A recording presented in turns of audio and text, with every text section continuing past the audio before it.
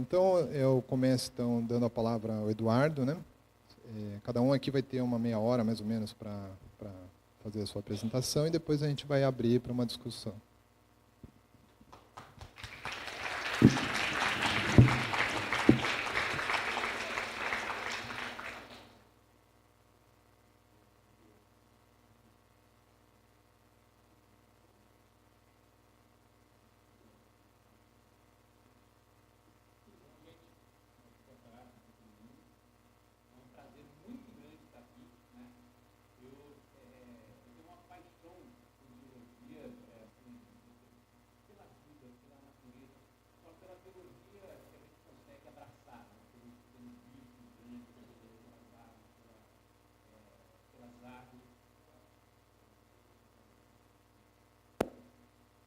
De novo?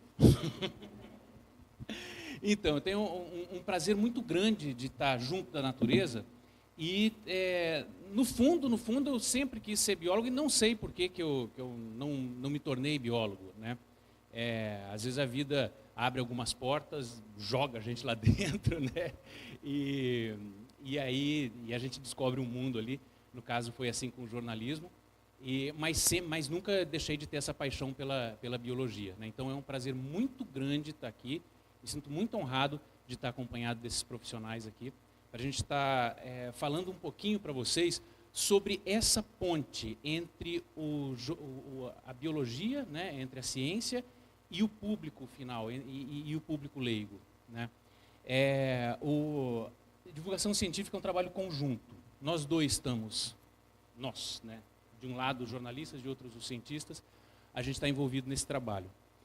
Eu costumo dizer que perguntas geram conhecimento. A pergunta ela não simplesmente faz com que você já fale o que você já sabia. Às vezes, uma pergunta faz com que você desperte um raciocínio, porque naquela hora você foi instigado, você precisou falar, né? E às vezes você, sem ter esse empurrão, às vezes o conhecimento não aparece. E acabou de acontecer isso comigo, né? A Érica, que cuida de um blog, está aqui ainda, a Érica, ou já saiu? Acho que já está lá. A Érica me fez uma pergunta, ela falou que o blog que eles fazem aqui na Unicamp é um blog onde o próprio cientista divulga a sua pesquisa. E aí eu percebi o seguinte, na hora que ela fez essa pergunta: o que eu estou fazendo aqui? Aí eu cheguei à conclusão, o jornalista é um mal necessário para a divulgação científica, né? Quem sabe de verdade o que está acontecendo é o cientista, né? Aí entra o jornalista com um papel de facilitador da comunicação. Porque se o cientista se treinar para poder falar com o público, o jornalista, na verdade, não precisa estar ali, né? Mas não é uma tarefa fácil. Não é todo mundo que consegue. Vocês vão passar por um período de formação longo, onde vocês vão estar adquirindo conhecimentos novos, todos esses conhecimentos com uma linguagem muito específica, de modo que quando você for passar isso para o seu espectador, espectador porque eu trabalho com TV, mas para o público final, para o leitor, para o ouvinte, vocês vai ter uma série de resistências, aí, uma série de dificuldades para você abandonar toda aquela linguagem, filtrar certas coisas que não são tão relevantes para o público final, mas que para você vai ser super relevante. Então, é difícil você fazer com que isso chegue de uma maneira tranquila e fácil de ser compreendida pelo espectador, né, pelo leitor. Então, daí entra o jornalista, mas simplesmente tentando passar ao público aquilo que vocês descobriram, aquele conhecimento que vocês geraram, aquela questão que vocês desenvolveram, né? A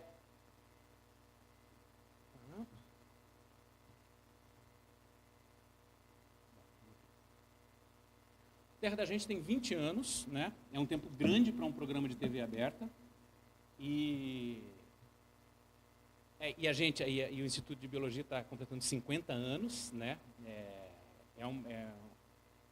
Existem motivos para uma parceria muito grande aí. A gente interessado em biologia, vocês sempre gerando conhecimento.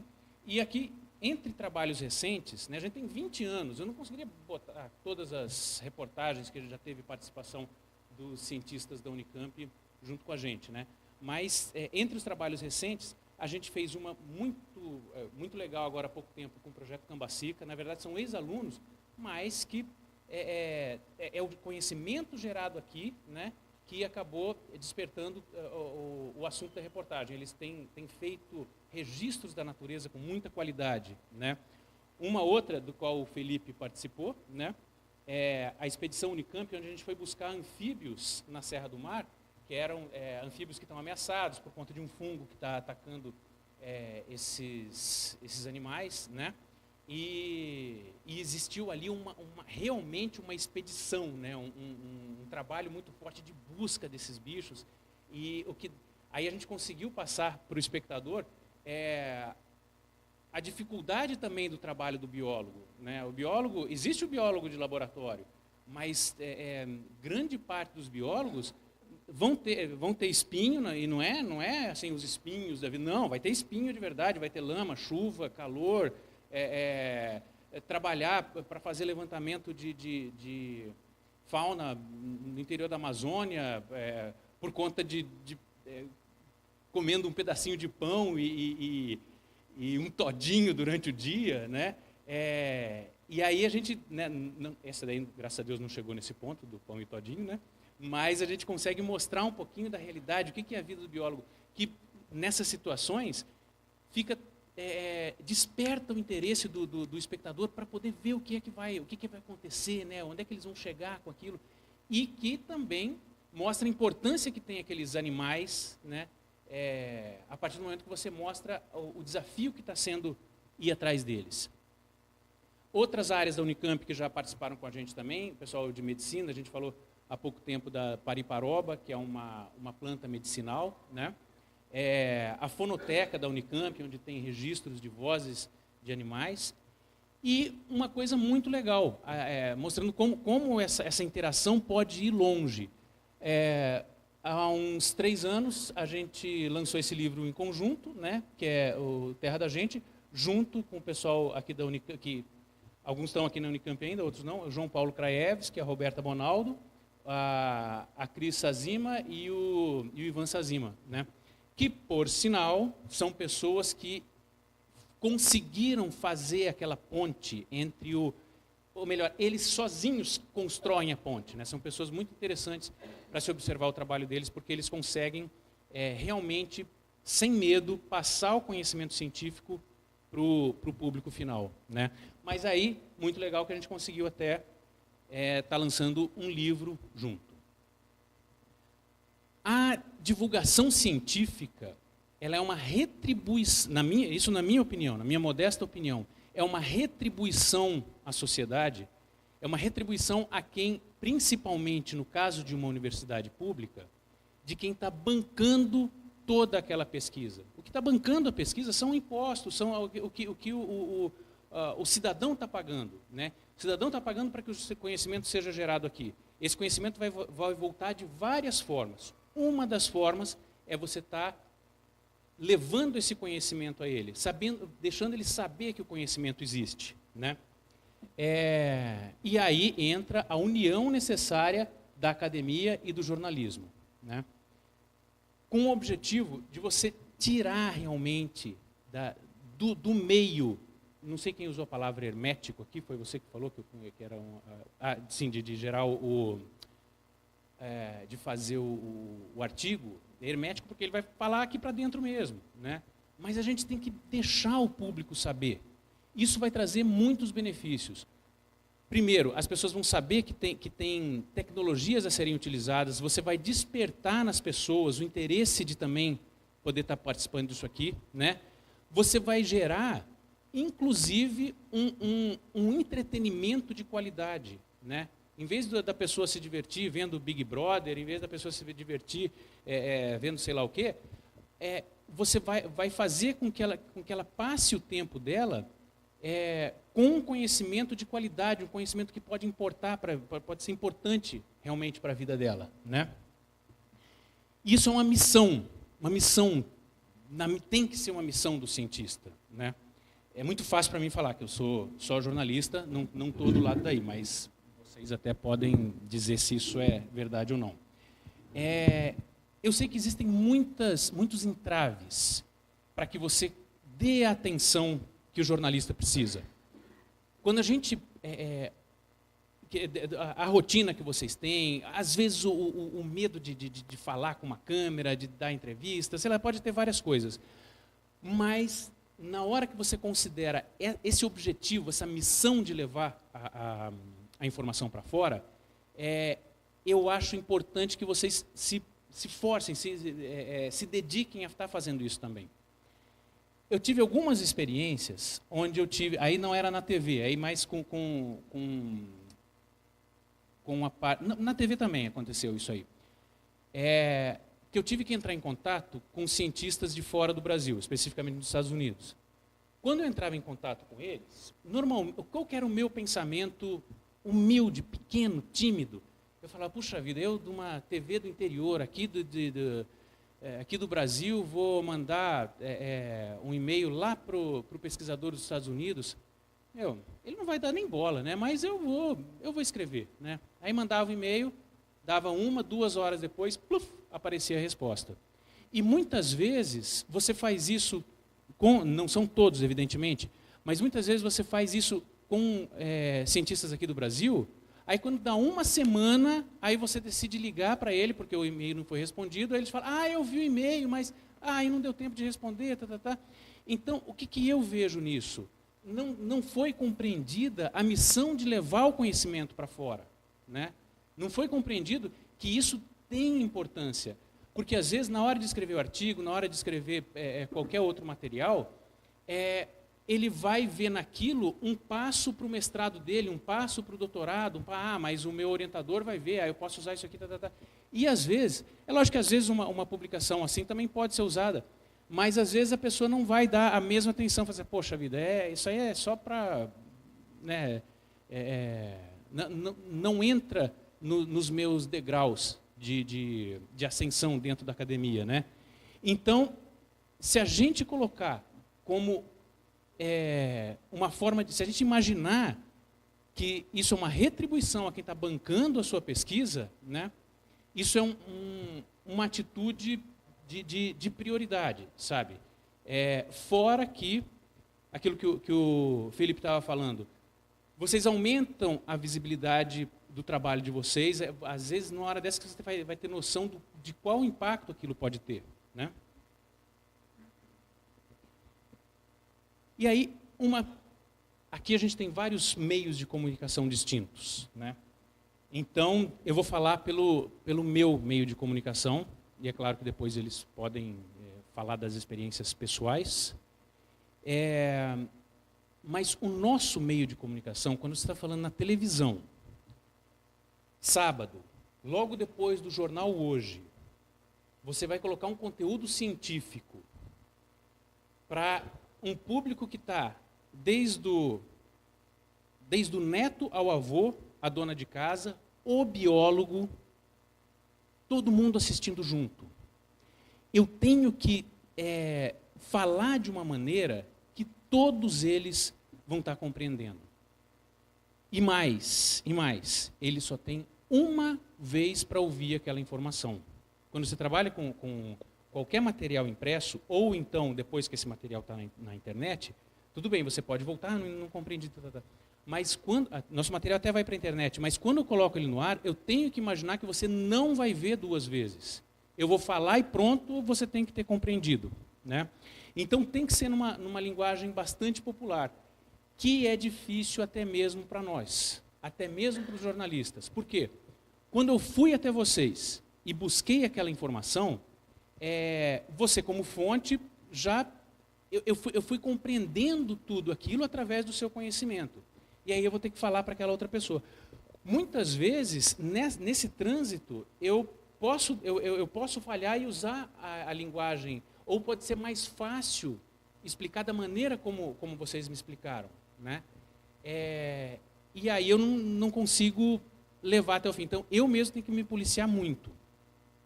Mas o cientista, ele vai ter uma dificuldade redobrada com isso. Por quê? ele estudou muito para aquilo. E outra, para ele aquelas palavras são naturais, né? Às vezes palavras bobas, né? Você vai falar de botânica, essa plântula, que é, mas aí você falou aquele termo, você pode gerar a seguinte situação: além da pessoa não entender imediatamente o que é uma plântula, não sei o que é uma plântula, né? Você pode gerar um ruído de modo que ele, quando ele passa a indagar aquela informação que ele não compreendeu, ele deixa de prestar atenção nos segundos seguintes, né? E aí ele dificulta a compreensão de tudo.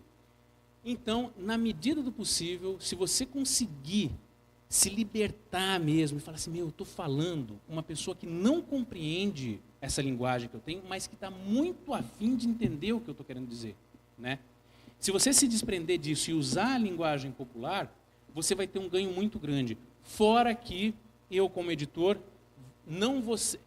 vou ter menos necessidade de cortar trechos da fala e explicar isso de outra maneira, entendeu? A partir do momento que você falou de uma maneira popular, tem mais garantia de que a maneira como você disse vai chegar realmente ao público final, né? E tem uma coisa que eu acho muito curiosa, que é a questão da emoção no processo comunicativo, né? Aí o camarada vai falar assim, mas tá só querendo chamar atenção, é sensacionalismo. Sensacionalismo é outra coisa. Sensacionalismo, você vai tentar dar um peso para alguma coisa que aquele peso realmente não existe. Mas você falar com emoção faz parte do processo comunicativo. Se eu fizer uma reportagem chata, usando o português correto, se eu fizer uma reportagem chata, sem emoção, você vai começar a ver aquele negócio, não vai ver graça e vai desligar a televisão. É a audiência que se perdeu? Isso é a última das coisas. Eu perdi tudo. Para quem que eu fiz aquele trabalho, se você desligou a televisão? Para quem que nós, em parceria, fizemos aquele trabalho, se na hora que a gente colocou no ar, não tinha imagem para mostrar, não tinha emoção, não tinha nada. O cara desligou, mudou o canal, foi embora. Acabou o nosso trabalho, nós trabalhamos para ninguém. Então, colocar emoção não significa fingir nada, não significa desvirtuar o assunto, não significa nada disso. Trabalhar com emoção significa falar assim, vem ver o que a gente tem para mostrar para você, entendeu? Significa que você vai prender a pessoa para que ele compreenda o que nós juntos temos para falar.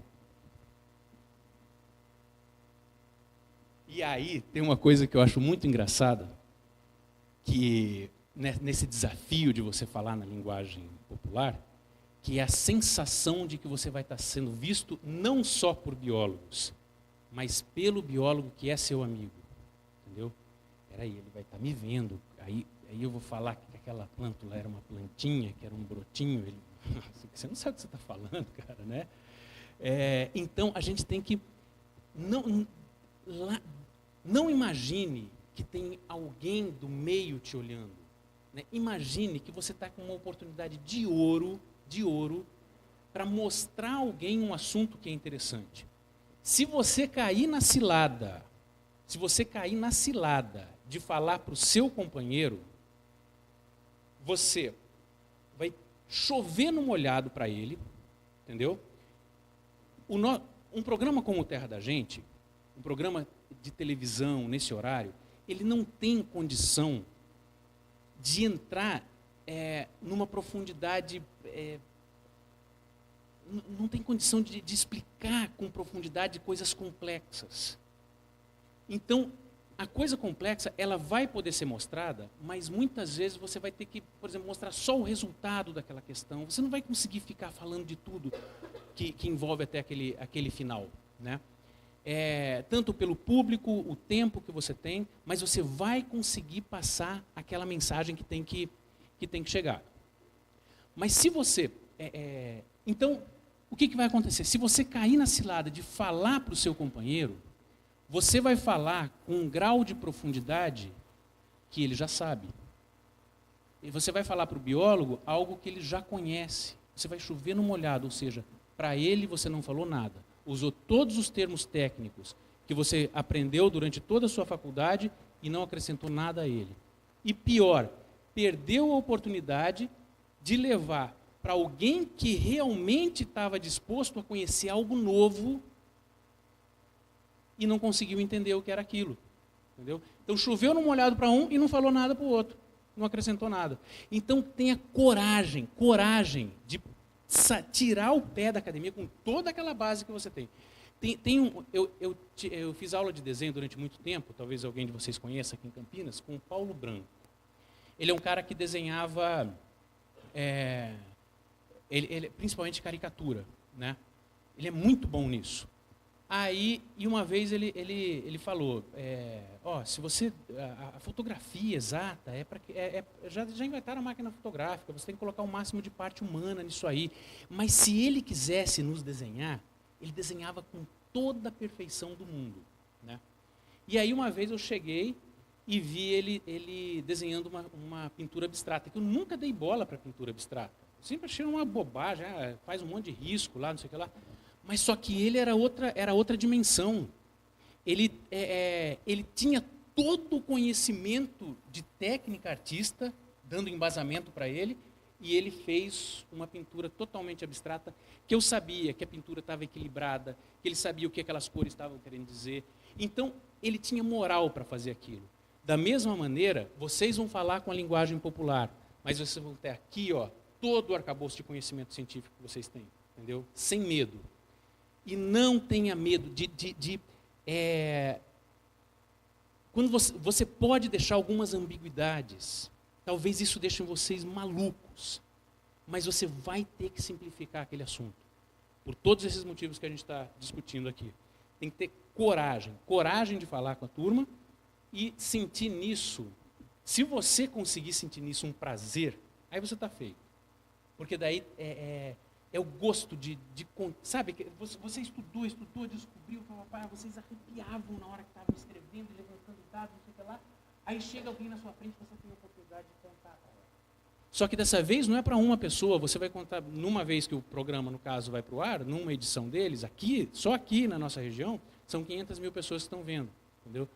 E aí, fora, quando vai para o Via Brasil, quando acontece para a Parabólica, aí você amplia muito mais esse negócio. Então, naquela hora, você está tendo a oportunidade de contar para o mundo aquilo que moveu a sua vida nos últimos anos, né?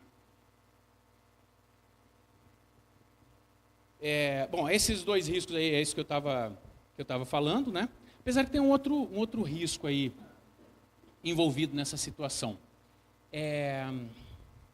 Já teve vezes que eu citei nome eu estava conversando com um cientista, com um biólogo, aí eu citei nome de outro, que eu admirava muito. No caso foi o Henry Lorenzi, que é um botânico aqui de Nova Odessa, ele é organizador do Jardim Botânico lá. Quando eu falei o nome dele, a pessoa deu uma risadinha. No Harry? Eu falei, por quê? Qual que é o problema? Não é confiável? Não, ele é muito estrela. Ele entendeu como falar para o público. E às vezes isso, se você pegar a manha de falar com o público, se você, é possível que alguém que não pegou a manha, assim, esse cara é muito exibido, esse cara... ele está fazendo um papel importante. Não é bobagem, gente. Falar com o público que está lá de fora não é bobagem. E aí esse vai ser um risco, né? O risco do sucesso sempre gera críticas ao redor. Outra coisa, na hora que a gente olhar para que você estiver falando, o camarada que pegar o Estado de São Paulo, que pegar a revista FAPESP, que acessar o Pirula, que ligar e mantiver o canal no Terra da Gente na hora que ele está ali, esse cara já está receptivo. É a mesma coisa que você na balada perceber que a menina olhou para você e você chegar nela. E outra que estava olhando para lá, babando no outro cara, e você tenta vou chegar nela porque ela é mais bonita. Aí você chega lá. Aquela ali está olhando para você, cara, acorda. Então esse público ele está nesse momento, ele já abriu a revista, ele já abriu o jornal, ele já entrou no site, ele já ligou a televisão, ele quer saber. Então a gente está com meio caminho andado para conseguir falar com essa pessoa, né? E uma coisa que eu acho fenomenal, para concluir, nem sei quanto tempo que eu falei, desculpa se eu falei de menos ou de mais.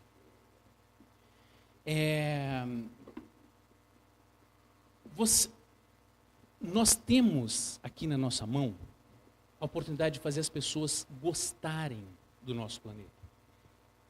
Muita gente gosta, não é uma brincadeira que eu estou falando, o que eu estou falando é sério. As pessoas gostam da natureza longe delas. Elas gostam de verdade. Ela gosta de árvore, ela gosta de bicho, ela gosta mais longe dela. O casal vai passear lá em Campos do Jordão, aí tem uma rua super arborizada, aí eles andam de mão dada, tal, e falam assim, olha bem, nossa, que lindo, que romântico, acha lindo o negócio. Volta aqui para Campinas, aí olha para aquela árvore da frente da casa dele, pega o telefone, liga lá para a prefeitura, ó, já estou com 2 protocolos que eu mandei cortar essa árvore, está sujando aqui na frente. Isso precisa explicar para ele, a gente tem que deixar ele entender que aquela beleza não é simplesmente uma beleza cênica, é a beleza do seu mundo funcionando. O resto foi a gente que pôs, cara. A gente colocar cimento, colocar... durante muito tempo, eu tive a sensação de que quando eu ia para o sítio, para uma roça, para uma fazenda, eu estava junto da natureza. Só quando eu comecei realmente a me envolver com biologia, que eu percebi que a fazenda é tão modificada quanto a cidade, simplesmente é uma modificação verde, né? Então, as pessoas têm que ter noção da importância que tem aquilo. A gente acha que falar que só falar de política, falar de economia, falar de assuntos mais, sei lá, mais de controle humano é que são importantes para o jornalismo em geral, para o conteúdo que está sendo gerado para o jornalismo. A gente fazer as pessoas gostarem de natureza tem um peso tão grande quanto isso. Porque sem a natureza que está ao redor da gente, nada disso vale a pena. E quando a gente está falando, fazendo as pessoas gostarem do mundo onde elas vivem, vocês estão fazendo com que elas conservem exatamente o motivo pelos quais a gente está brigando o tempo todo, brigando na política, brigando na economia, brigando na segurança, brigando em tudo. Para quê? Para ter um lugar agradável, um lugar tranquilo, gostoso para você viver, né? Então, é uma oportunidade imensa que a gente tem de estar conversando com o nosso público e fazendo com que ele tenha mais respeito pela natureza, tenha amor pela natureza, né? Eu acho que de outra maneira a gente nunca vai conseguir fazer com que as pessoas cuidem, só por obrigação, só por ideias exatas, assim, tem que cuidar por causa disso e daquilo. Se você não mexer aqui dentro, né, você não consegue fazer com que isso se modifique. Gente, é isso que eu tinha para falar para vocês. Obrigado.